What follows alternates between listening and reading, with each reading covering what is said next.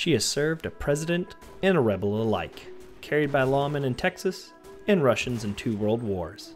A John Browning design that would bridge the gap between an 18th century weapon and a 19th century firepower.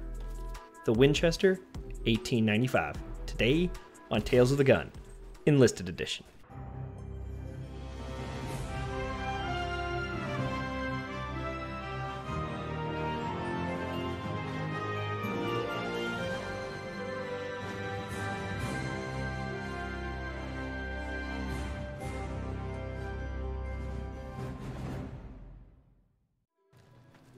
Hello scholars, it's your professor here, the Enlightened Enlisted, and a couple things I want to get out of the way before we get started with this review.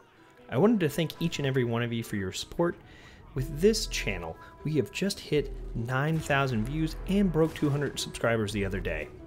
We are so close to breaking that 300 followers on Twitch, so if you haven't followed us on Twitch already, we would love to talk live history with you, and go ahead and check out that link in the description. Lastly, I want to apologize for the gap in the videos, just because I became an uncle for the first time and we were welcoming that newest member into our family. But we are back on schedule now, so look forward to more video releases to be coming out very soon. Now that that's all out of the way, let's get into this review. This lever action rifle is unlocked on campaign level 13 on the Moscow side of things and will cost you 2 silver weapons cards to purchase directly from the logistics section. Now the damage output is very respectable for this weapon at 15 damage at 10 meters, and that will slowly drop off to the 300 meter range. After 300 meters you can expect hit marks without a down, but the rate of fire on this weapon is truly to its Western shootout origins at 78 rounds a minute, which is the fastest of the Russian and Axis bolt action / lever action lineups. The reload time also makes this rifle a strong choice for bolt action style lovers. With a 2.6 reload time, you can top off your inner box mag at the same speed your comrade is with his SVT 38 reload, which is quite impressive as the SVT has a detachable mag since it is a semi-automatic rifle. The sights are easy to use, but slightly bigger than the Springfield if you are used to those from the Normandy campaign. You can equip this rifle with pretty much anyone in your lineup besides a pilot, tanker, sniper, or assault class. This makes the rifle super versatile, and with its hip firing at a decent rate, allowing you to follow up shots at CQB. But before we go any further, I wouldn't be a historian unless I gave you the background of this Western boomstick. As stated before, this was a John Browning design, which started the trend of the internal box mag versus the tube magazine seen in earlier rifles. This allowed for the standard pointed rifle round we are familiar with today. The rifle has a rich history as well, with US President Theodore Roosevelt owning one and praising the rifle publicly as being used on several of his hunting expeditions.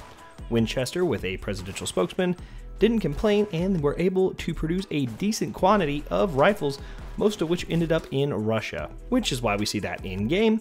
But the rifle also were used by the Finns, so I'm going to use this to reinforce my Finland Confirmed video, which if you haven't checked that out, go ahead and check that out after this one. The rifle was also used by the United Kingdom and the United States. The rifle saw action in the Spanish-American War, the Philippine-American War, and was a favorite by our favorite rebel there, Pancho Villa, in the Mexican Revolution.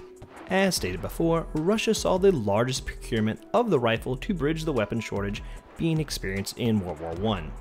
After the war, the 1895 was used mostly by police and Air Force Guard units. The Winchester was well liked by most Russian service members, making a few mentions in their personal memoirs from World War II.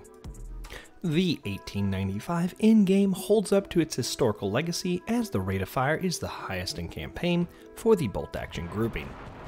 This will allow you to absolutely wreck any Axis trooper you find with a KR-98, as your damage output is higher and you will have a better recoil pattern. With that being said, you need to use this rifle at medium distance. I highly suggest that you equip your bomber and engineer troopers with this weapon, as medium engagements are very common for them.